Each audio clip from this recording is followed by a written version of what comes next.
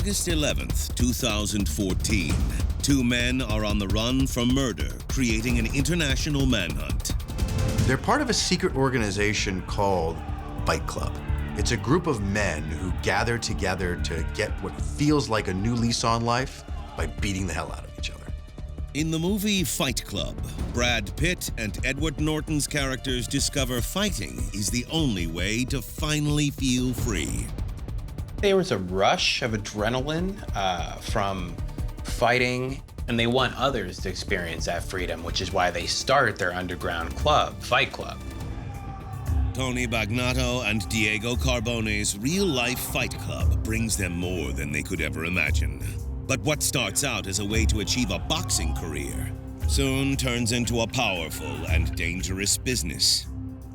Being a successful drug dealer would give him a feeling of power, and that's what he wanted. He wanted power, he wanted control. He really wanted to be on top of the heap. When a fellow Fight Club member threatens to destroy it all, Tony and Diego find a way to get even. They want to teach him a lesson. Nobody messes with them. But their plans are flawed, and soon the whole thing goes awry. Then the body count grows. Just when you think that these guys are caught and the police are ready to haul them in, you're wrong. A copycat killer with a real-life Fight Club. What was the first rule of Fight Club? Don't talk about Fight Club. But everyone wants to talk about Fight Club, both in the movie and real life. Talking about Fight Club is the beginning of the end.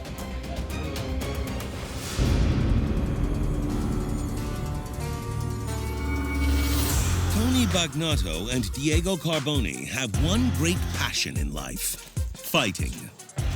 Tony and Diego are cousins, and they bond over a shared love of boxing. Their relationship is a strong one and is a bonded one. They're as close as brothers. Diego works in his family's restaurant, but spends as much time as he can in the gym with Tony. But the blue-collar lifestyle doesn't cut it for Diego.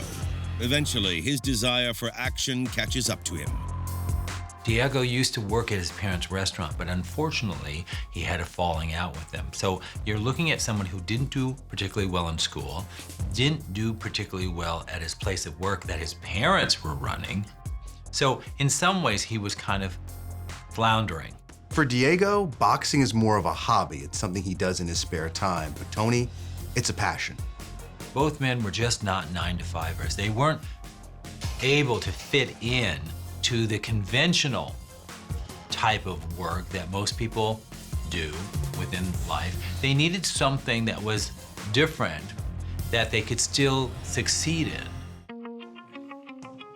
Tony hopes to one day become a professional fighter, so he opens his own gym where he trains day and night. I mean, there's a huge difference between running a gym and actually becoming a professional fighter. But Tony is convinced that he's got what it takes and he's gonna be the next big thing. And it's a great opportunity because it allows the cousins to spend more time together doing what they love. Tony thinks professional fighting will bring him fame and glory. He kind of was his own man, and he kind of wanted to live life his own way. Tony wants power. He's not going to be sitting in a cubicle from 9 to 5. He wouldn't make it in the corporate world and doesn't want to. What are they desperate for? They want their freedom, they want excitement, and they want to be successful. The humdrum wheel of life is boring to them. They want to be fighters. They want a place where that kind of toughness and that kind of go-get-'em attitude is rewarded. Tony and Diego are the copycat versions of Edward Norton and Brad Pitt's characters in the 1999 movie Fight Club. I think that the point that Fight Club is trying to make is that not everyone is supposed to work a 9-to-5. Some people are just supposed to fight.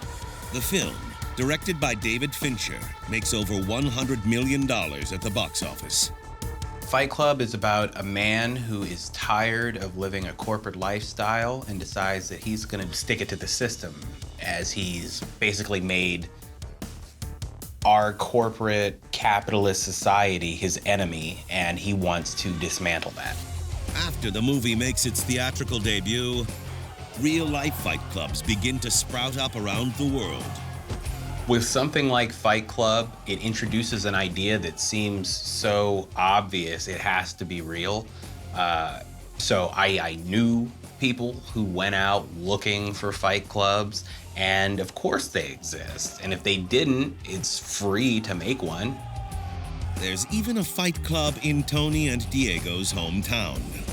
Luckily for them, there happens to be a club right in their own neighborhood. It was a real life fight club. It's like the movie became a reality. Tony was passionate about fighting and the fight club. So the fight club for him was almost a way of giving him a sense of self-value. That in the arena, he was an individual to be feared. Once Tony and Diego discover their local fight club, it's the only thing on their minds.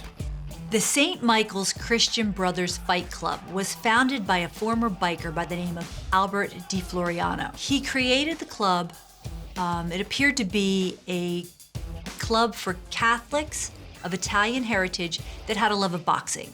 Who knows how Tony and Diego found out about the fight club, but once they know about it, there's no turning back. Similar to the movie, the St. Michael's Fight Club is also a secret organization. Besides Tony and Diego, other Fight Club recruits include Adriano Riccio and Bradley Dillon. Adriano is a friend of Tony and Diego, and just like them, he's a tough guy, a man's man, an alpha dog, and he's a fighter, and he's a member of the Fight Club. Bradley's a former rugby player. He's the father of two. He comes from a close family. I mean, he's a good guy. Then his sister is actually dating Adriano. In the movie Fight Club, before any recruits are initiated, they must swear to follow a certain set of rules. Well, the first rule of Fight Club is do not talk about Fight Club.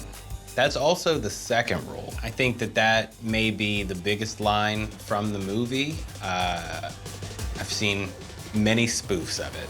The first rule about Fight Club. Following the movie's guidelines, St. Michael's Fight Club also has rules to live and die by. Just like in the movie at St. Michael's, you are not to discuss the Fight Club. Those are the first two rules. Like anything else, secret societies or groups that are not open to everyone sometimes enhances the group's prestige. Being secret makes something seem more valuable. It's not public. It doesn't have the ability for everyone to enter. It's only for a select few. But most importantly, the underground club allows its members to fight without the fear of being caught. For these two men, it was very important. They definitely wanted to feel safe with people that they felt they belonged to and could relate to. Fight Club gave them a sense of belonging and gave them a sense of value. After Tony and Diego agree to abide by the Fight Club's rules, they're ready to fight. So outside the ring, the members of the Fight Club are friends. But in the ring, all bets are off. They're gonna win, and they're gonna win no matter how many punches it takes. It bonds the group of guys the way that men have bonded for thousands of years, beating the hell out of each other. For the cousins, it was very exciting because they belonged and they wanted to fight and they were part of the group now. So it was a feeling of euphoria. This is the first fight of a real-life Fight Club. On screen, the first night of Fight Club is a success. In Fight Club, a lot of consenting adult men fight so that they can have some form of control in their life. But not long after Fight Club is established, things start to spiral out of control. First rule of Fight Club: do not talk about Fight Club.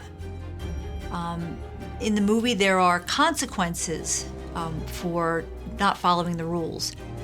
What starts out as a way to spend their time fighting, which was their passion, turns into dreams of international business empires that will bring them money and power.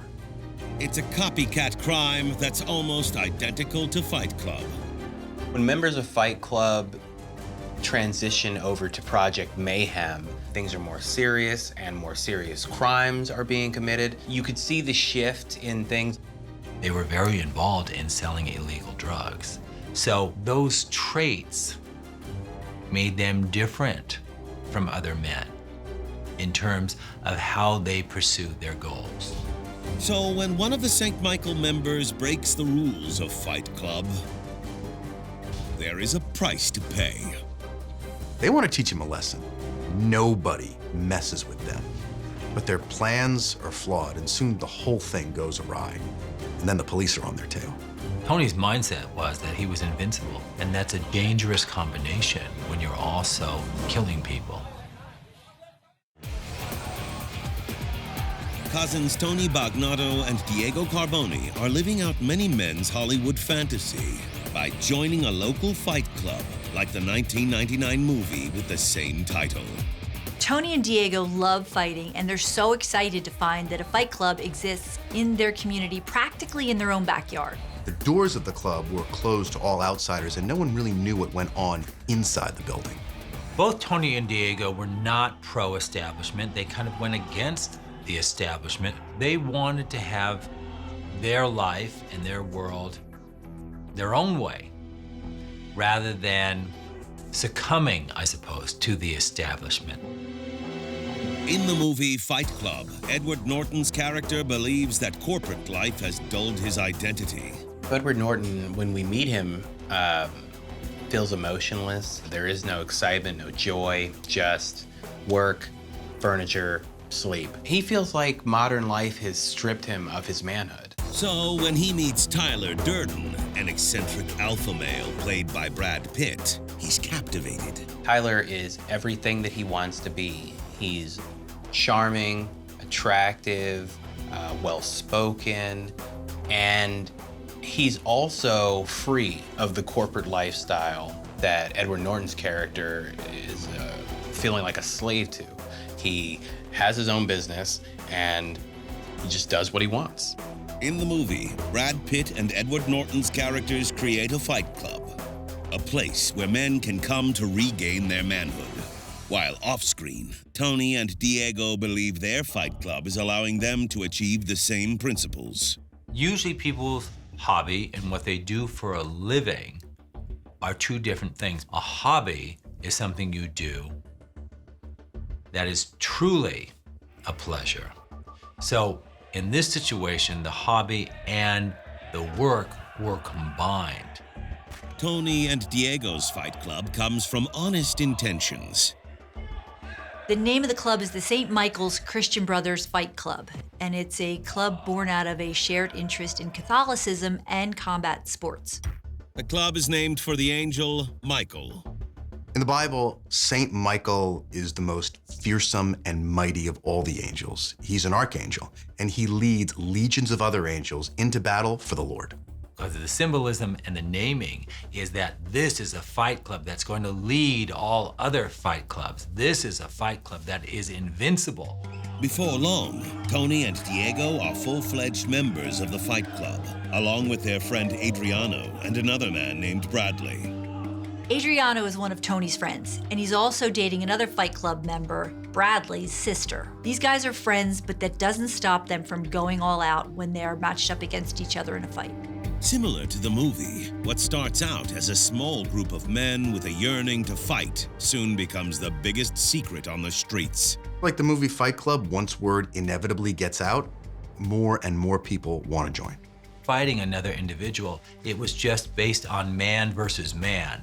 It was that testosterone and that competitive edge that males have when they go against each other. And so there was a sense of accomplishment. Growing the club's membership breaks the first and second rules of Fight Club. Do not talk about Fight Club. In the movie Fight Club, Ed Norton and Brad Pitt's characters follow those rules. But in real life, Tony breaks them almost immediately. Tony loves the Fight Club so much that he keeps surrounding himself with signs that he's in this secret fight club. No one can escape the fact that he's basically advertising St. Michael's. Tony is so devoted to the club, he wants to brand his body with the club's name. And that's why he gets St. Michael tattooed on his stomach. Diego also gets a tattoo of the Archangel St. Michael on his back. Tattoos are permanent, and people identify and want to be identified with what they have tattooed on their body. So for Tony, he believes he is going to be a member for life. In fact, this is Tony's life. But as the Fight Club grows in the movie, its mission changes. What starts as a fight club that's small and simple becomes an organization that has an agenda and are committing crimes and ultimately commit some very serious crimes. And in real life, once again, Tony and Diego follow in the footsteps of the movie Fight Club. What once was a love of fighting turns into a criminal enterprise. Diego loved boxing, but it was pushed out of his life for another hobby of his, cocaine. And unfortunately, cocaine started to take over his life. It became a real addiction for him. I think when you have a club where, men are together and they're fighting, the kind of drugs that kind of amp you up, it naturally flows that that's what you would be doing. So the drugs kind of flow quickly through the club, the Fight Club. Soon, several members of the club are addicts. So St. Michael's is not as clean and straight edge as it sounds. A lot of the boxers there, a lot of the fighters develop addictions. And Tony realizes that if he can feed those addictions, he can make a lot of money. Tony's very competitive, and Tony has these visions of grandeur that someday he's going to be this top fighter. We all want to get ahead, and money really is the key in many ways of gaining your piece of the pie. The more his clients spend on drugs, the more Tony sees his opportunity to make millions. And of course, money is very seductive. Tony wanted power, and Tony wanted to be in control. And for Tony, the quickest way to accomplish that was to sell drugs. At first, Tony is just your local drug dealer, but then some of the Fight Club members become his best clients, and that means his business really takes off. Tony has legitimate connections in the drug world. One of his friends and former business partners, a guy by the name of Wayne Schneider, is involved in international drug dealing, so that's Tony's in. Wayne and Tony owned a boxing gym together, so they weren't just friends, they were also business partners. Wayne was a very high-level drug dealer. He had laboratories that were producing massive amounts of crystal meth. He was on the most wanted list. Wayne was a legitimate kingpin.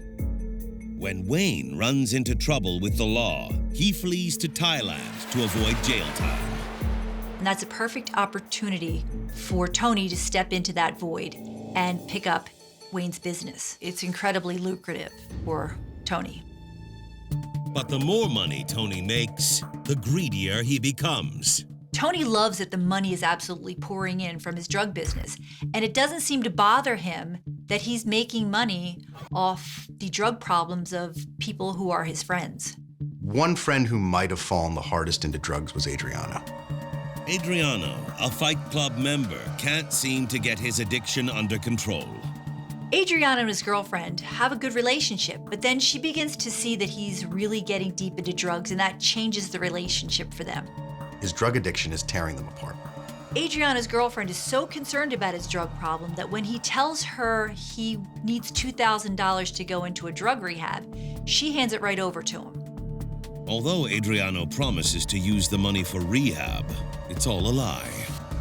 Adriano didn't spend that money on rehab. He's not going to the rehab, and she immediately breaks up with him, and she wants her $2,000 back. When she attempts to contact Adriano about the money, he is nowhere to be found. Adriano's girlfriend thinks this is gonna be simple. Just find Adriano and he'll give her the money back. But she can't find Adriano. Instead, a friend of Adriano contacts her and promises to refund the $2,000. The person who's supposed to give Adriano's former girlfriend the money engages in a bait and switch. He gives her an envelope. It's got $50 in it and a bunch of pieces of paper to make it look like it's $2,000. Furious at Adriano, his ex-girlfriend is desperate to get her money back. So she turns to her brother Bradley, another member of the Fight Club, for help. In this situation, your decision to do something is based on the love for your sister and a protection for your family. So it's an emotional connection. and probably makes you more angry than it would otherwise. So his sister wanted her $2,000 back, and they were now no longer a couple. So he had concerns, but he also was very protective of his sister. Bradley thinks the best way to find Adriano and get his sister's money back is to go through Tony. He knows Tony and Adriano are friends, and he also knows that Tony pretty much knows everybody in the club and he knows where they are. So Tony starts getting these phone calls from Bradley. Bradley really starts pressuring Tony to step in and, get that money back for him.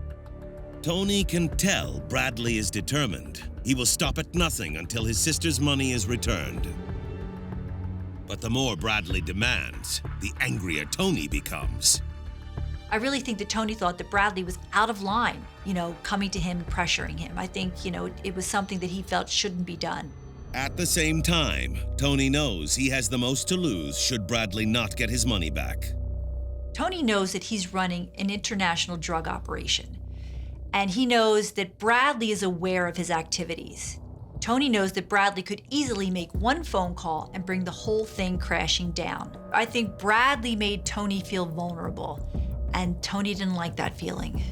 Tony wants to make his problem go away, forever.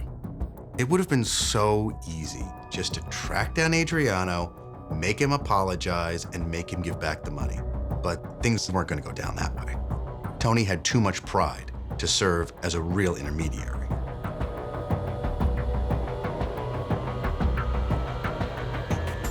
It was man against man. That was really the thing that he kind of really enjoyed, that there's the real world that can be very different, but when you're in an arena against one other individual, it's you or him.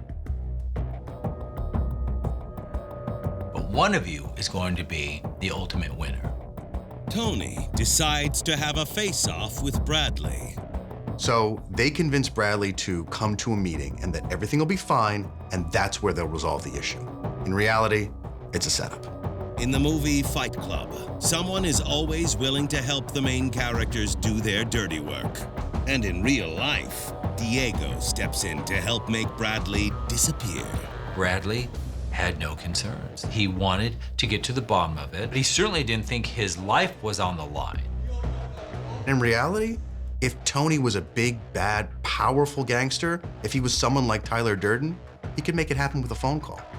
Instead, he decided to get Bradley out of the way because Bradley had become a threat. And soon, Bradley won't be the only problem that needs to be taken care of. Tony starts a new fight club in Thailand and reunites with an old friend, Wayne.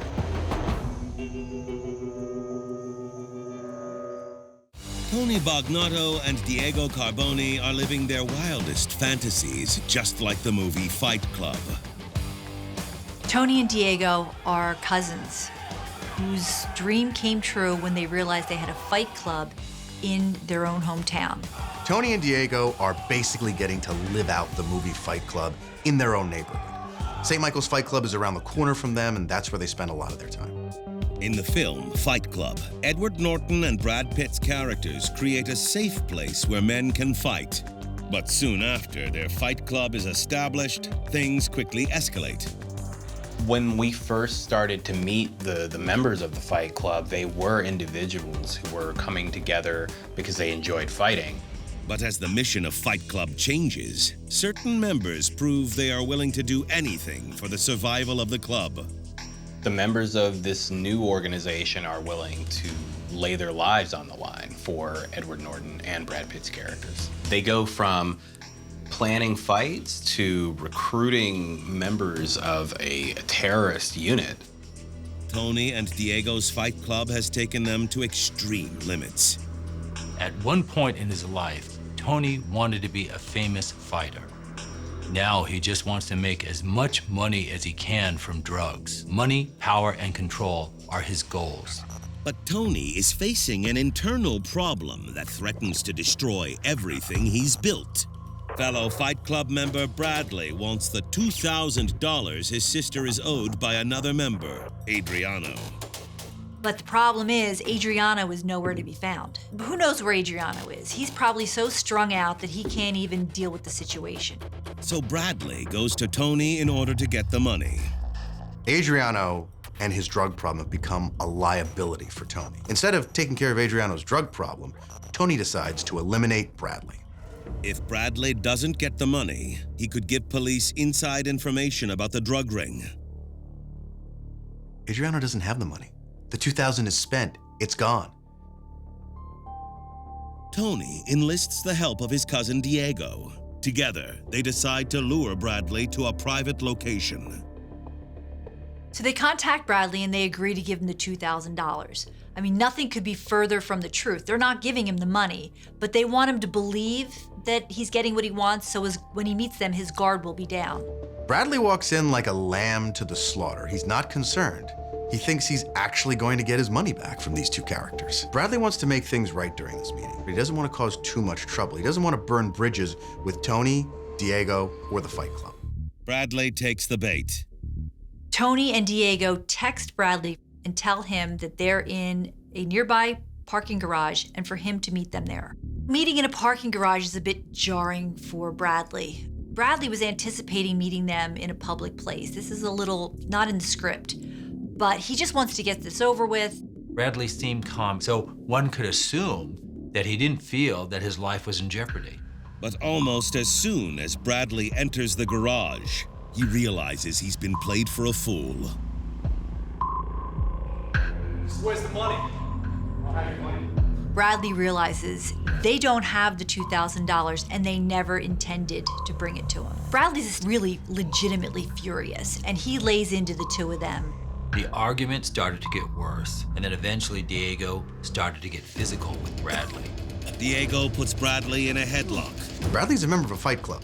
He's not going down easy. Bradley fought back.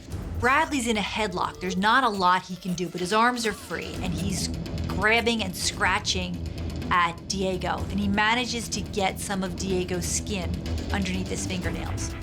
Then Diego resorts to drastic measures. He stabs Bradley. It's obvious he is in dire trouble, but Bradley is determined to survive. At this point, Bradley just needs to get away at all costs. He tries to break free and grabs a piece of Diego's shirt as he tries to move. It's either fight or flight, and he definitely knows he has to get out of there. Bradley is able to break free and makes a run for it. But Tony won't let Bradley escape alive. He might have thought he was safe until he heard the gunshot.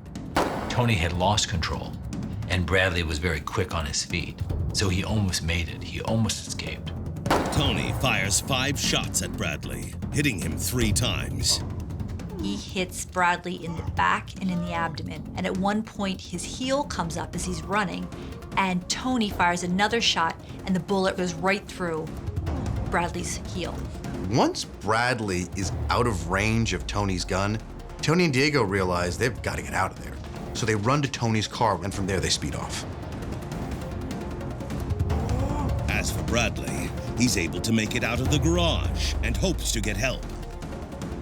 Bradley's in bad shape. He's bleeding out, he's been hit multiple times, but he just wants to live long enough to tell someone what Tony and Diego did to him. The movie Fight Club may have helped spawn a brotherhood between Bradley Dillon, Tony Bagnato, and Diego Carbone.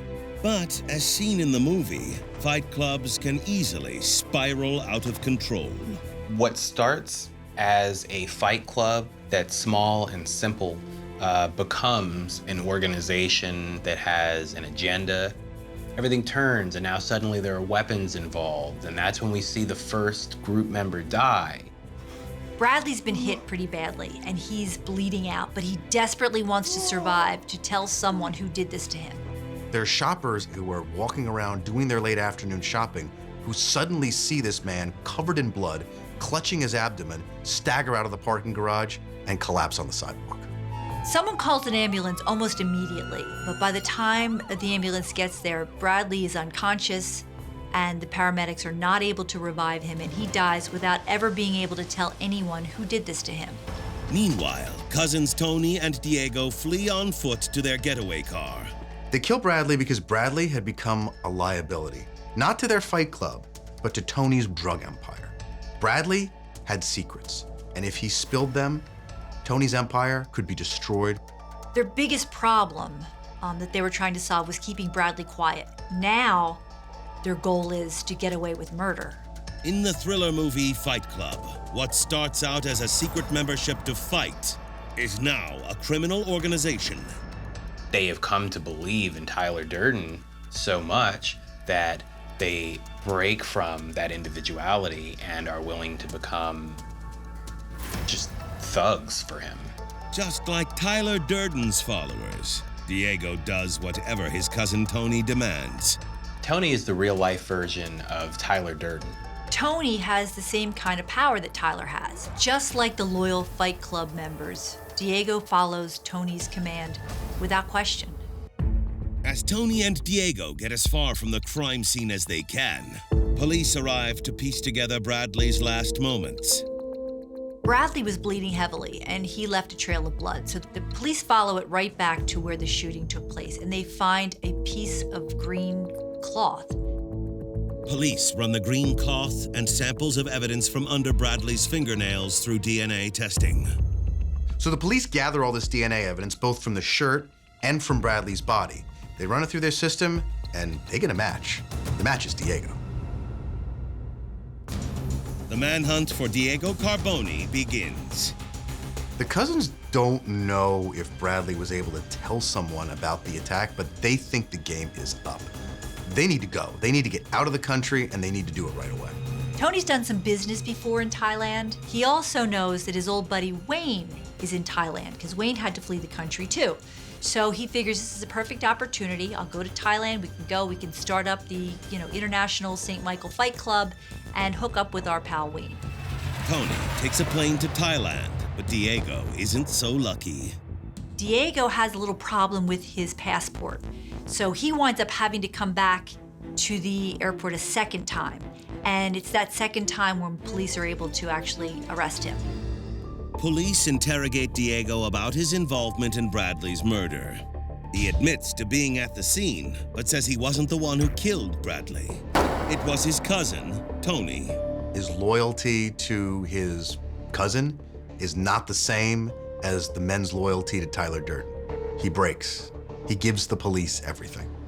Diego is charged with murder.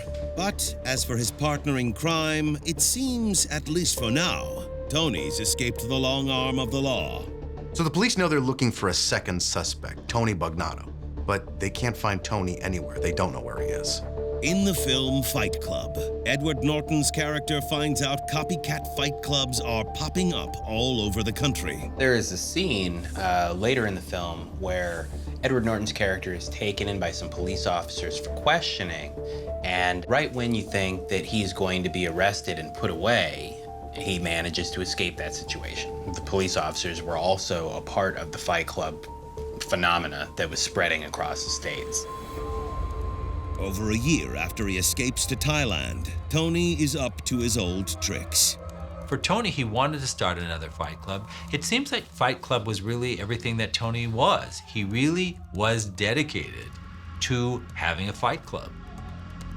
He's hooked up with his friend, Wayne. He has a villa near where Wayne lives, and he's basically able to just sort of stay under the radar. Wayne, a high-ranking member of the Hells Angels, is also on the run from the police. Wayne is also hiding out in Thailand because police in his homeland want him for selling and distributing drugs. He even has some security guards protecting him at his villa in Thailand. Tony and Wayne are friends. They hang out drinking together. They enjoy discussing all the business ventures that they want to get involved in, which are all illegal, of course. Tony is eager to get in on one of Wayne's dealings, so when Wayne offers him a proposition, he doesn't refuse. Tony wants to get in on the ground floor. He knows that Wayne has the connections. He knows that Wayne can help him build his empire. To get something, you've got to give something. And maybe that's why Tony decided he should loan Wayne a pretty large amount of money.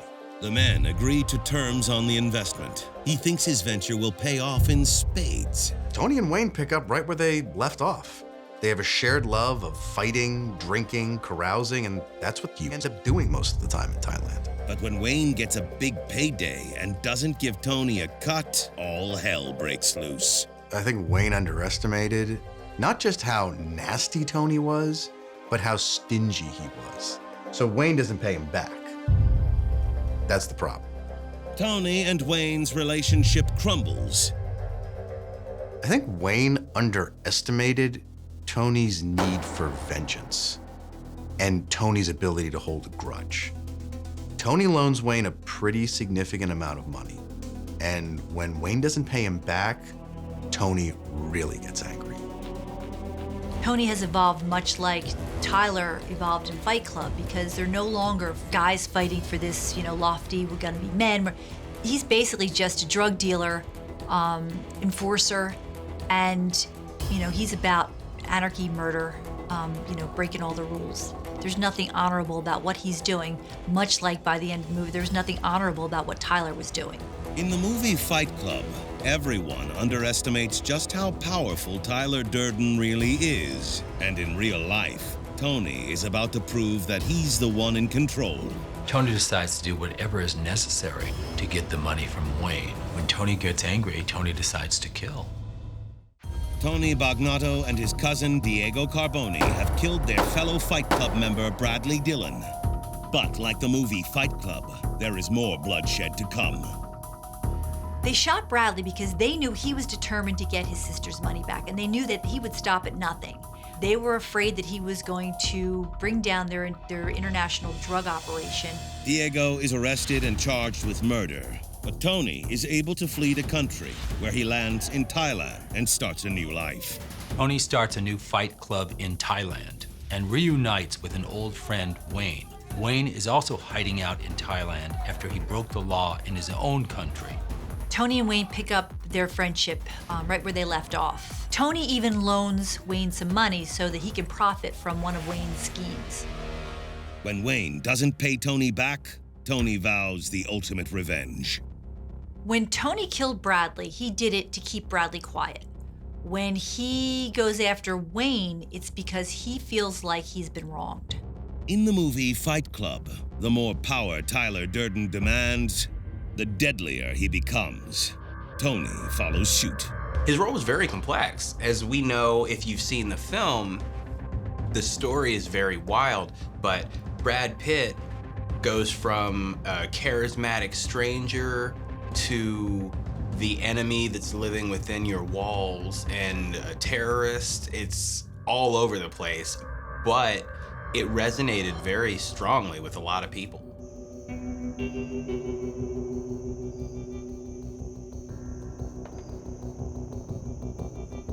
Furious that Wayne hasn't repaid his loan, Tony and some friends go to Wayne's house for retribution.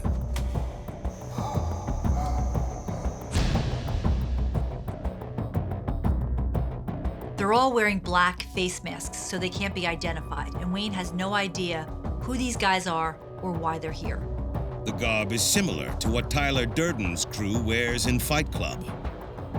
In the beginning, everything is a little bit brighter when it comes to clothing, and all the group members are individuals.